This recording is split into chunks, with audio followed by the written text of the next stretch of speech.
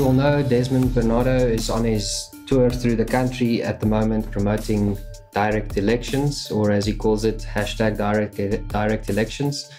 And in this video, we're going to talk about a little poll the Daily Maverick did a few weeks ago. Without saying as much in their article, which is titled, "If Daily Maverick Readers Chose a Reconstruction Government, Here's Who Would Lead It." Without saying so directly, they were actually conducting a poll on direct elections. They were asking people what individuals they would want to lead a reconstruction government. And I have to say, I don't think it's this audience that picked, I hope it's not, that picked these candidates, but we're going to go through some of them, not all of them. You're welcome to go read this article yourself, but we're just going to briefly talk about some of them so that we can see if this is going to be a worthwhile exercise at all, having direct elections. One thing I want to also make clear with people is even though we talk about direct elections, this is much more about direct firing. Yes. Than direct electing. Well, one of the big advantages of a system, and a system needs to be created, and a lot of people forget this. Yeah. What system will you use to directly elect your leaders? Yeah. And I think the system is more important than the concept of direct elections, which is a very simple one. So let's go through some of the people. The number one person that apparently got the most votes among Daily Maverick readers was Finance Minister Tito Mboweni. What do you make of that pick? Tito Mboweni, the person that appointed Mr. De Ruyter as the CEO of Eskom, because they were buds at Nampak, while Tito Mboweni was on the Nampak board, and Mr. De Ruyter succeeded in destroying the shares completely. That makes perfect sense. Also, Minister Mboweni, just recently in Parliament when he was giving one of his budget speeches, was 100% promoting the idea for this green infrastructure drive that the World Economic Forum and our government and a few other governments have proposed as a way to rebuild our economies after the governments destroyed them. So Mr. Tito Mboweni is totally on board with this agenda. Well, it looks like he was just pulled into line. He's made a couple of comments. They were sideways and they quickly brought him into line. Now, he could have carried on going sideways and actually gone around the back and joined our fight, but he clearly chose to stick with his current position. And yes, the next one is stooge. Yeah. Well, he's not stopping them from implementing the New World Order agenda, is he? No. The next person that came up, Pravin Gordhan. He should have stuck to being a pharmacist. Yeah, I actually asked for him to resign when he was the Minister of Public Enterprises, because at the time he had no idea what he was talking about when it came to load shedding. He actually thought that he knew something about anything technical, and he should have just kept his mouth shut. It would have been better. When you have someone that has bad advisors, or they don't know how to listen to bad advisors and or find good advisors, I can't trust him to lead even his own household. But he's also one of those candidates that, like one of the other ones that we'll get to a little later, that seem to be revered by people simply for not being an absolute disaster, for merely doing his job, basically. Well, this has become actually the national game in South Africa, is praising people for just doing what they're supposed to. Yes, basically, right. Instead of destroying things, yes. The next candidate, Trevor Manuel. Oh, my word. Sure. We're going to sit here for an hour if I'm going to talk about him. I saw another article where they're actually quite unsure about why he's not more of a superstar. If you think Trevor Manuel is not part of the New World Order agenda, I don't know how many people are aware that he is also heading the Rothschilds' affairs in South Africa. Well, he's the vice chair, isn't he? And also the main advisor to the Rothschilds internationally. So anyone that's watched any of my videos on the New World Order and on that family, who actually demanded a position on the Eskom board for finance, and what happened to the Eskom CEO after denying that position? he was gone at the end of the month. So, no, sorry. Big thumbs down from me as well. Oh.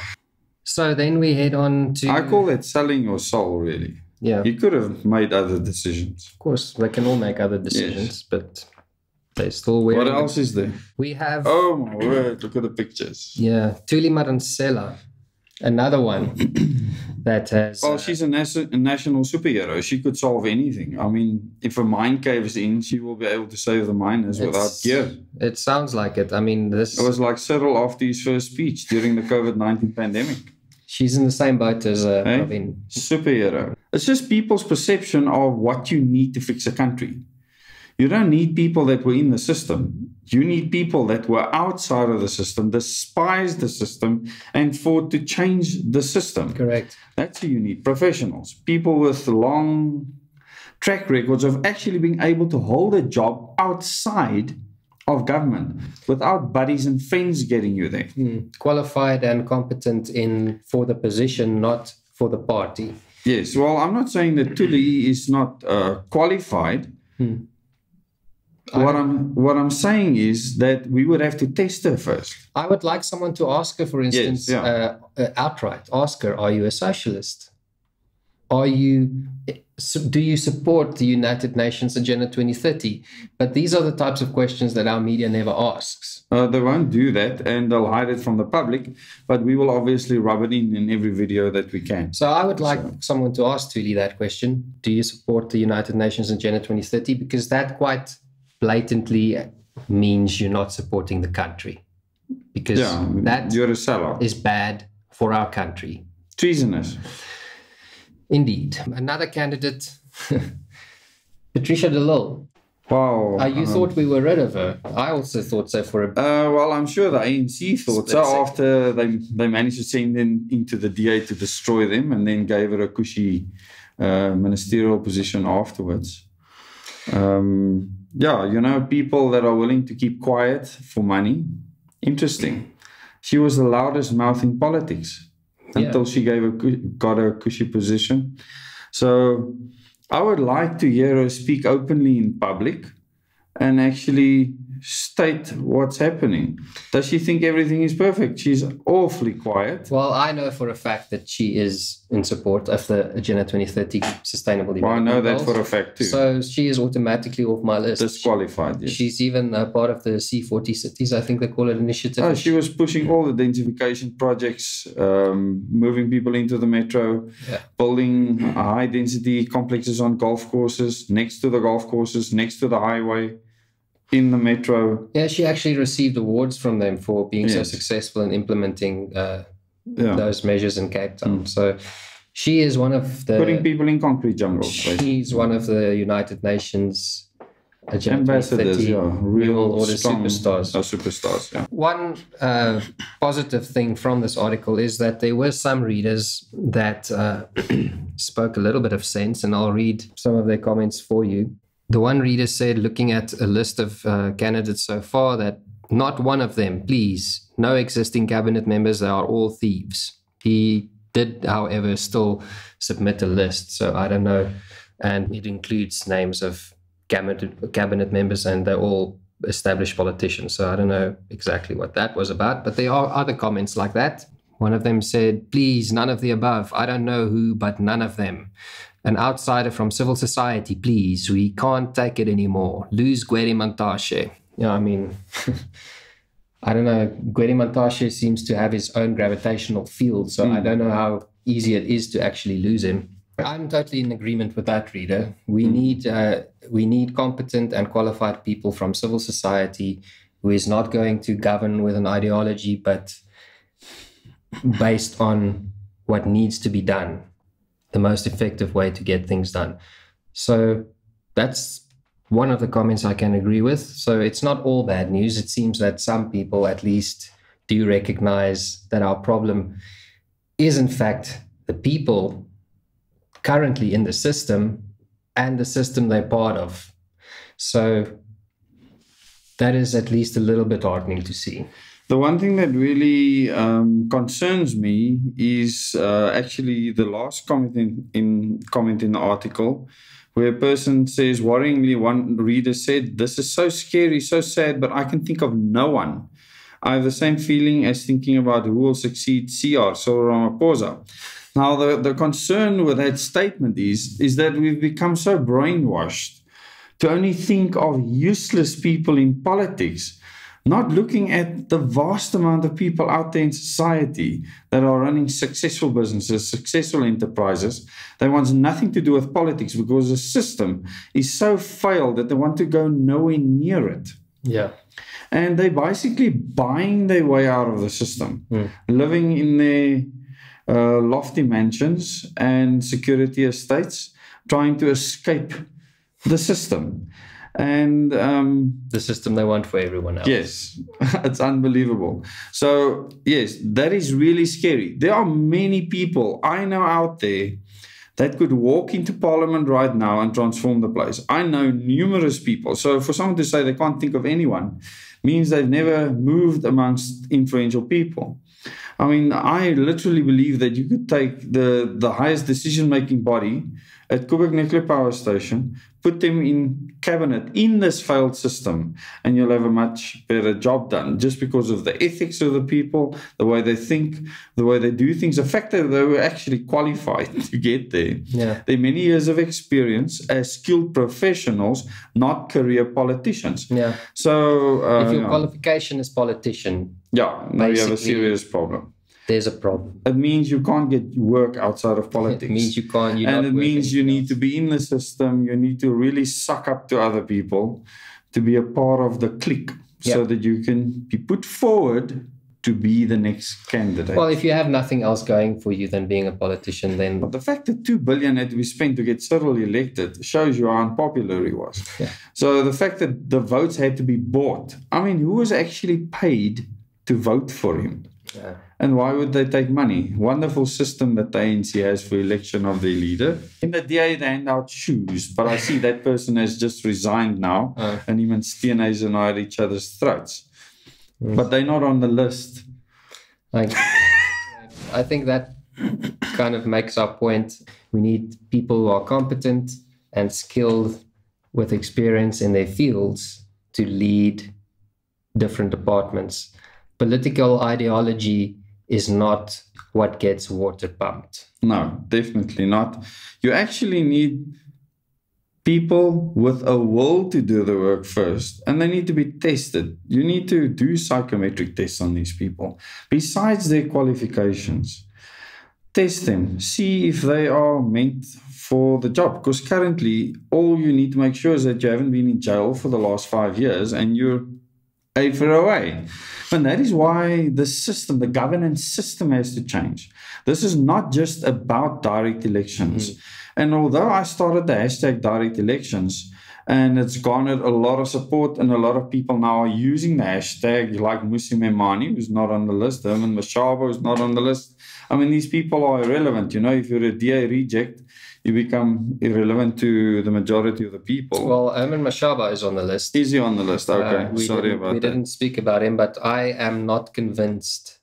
I'm not convinced about him because I have seen too many statements that seems like he is in support of Agenda 2030.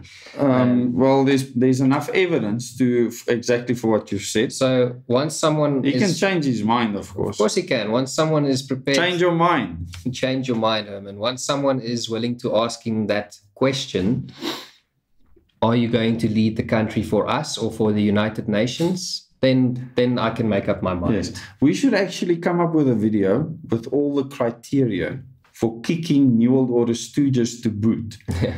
And I think that criteria will be something that people can use that support what we're trying to do for us to be free. Because this is about leaders that will leave you to enslavement, where you won't be able to have the freedom to choose, and leaders that will lead us to keeping individual liberty, where you can make a choice yourself.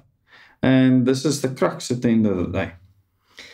Yes, it is. So thanks for looking at this little discussion.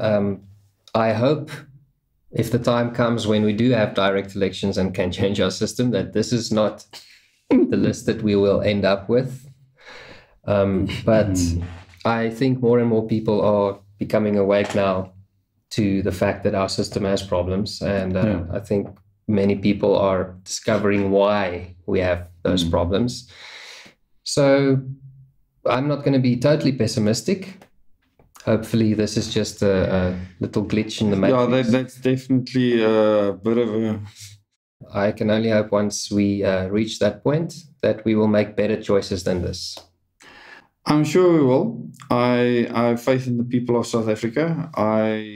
I've seen as people come to my meetings, they're just becoming more and more, and they become more and more awakened. So that critical mass will just start growing. And I really believe that the people of South Africa will open their hearts and minds, because it is a mind shift.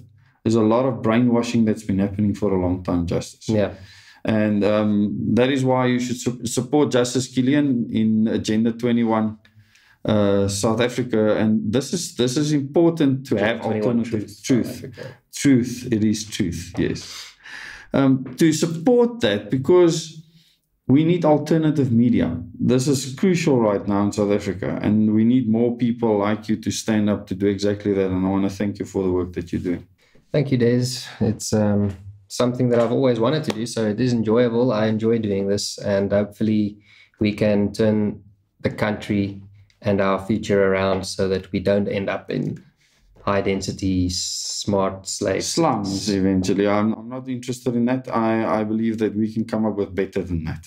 I mean, you have many better ideas than you've discussed with me. Yeah, I'm sure we can come up with better ideas. I think we can wrap it up here. Thank you, everyone, for joining us for this discussion. And I already asked on your group before, when you just started your direct elections group, that people start thinking about who their candidates would be. Yes. And I would urge people to start thinking about that, but think outside of our political system and the current people in those positions. I am confident that we have the quality of people in the country, in civic society, that can run our country better than what we've had for the last 3 decades or even longer. It's up to us now to make better choices. Well, we'll get there. We will certainly get there. Thank you very much, Justice. Thank you, guys. We'll see you again soon. Please remember to click subscribe and the bell for notifications, and you can find us in the following places.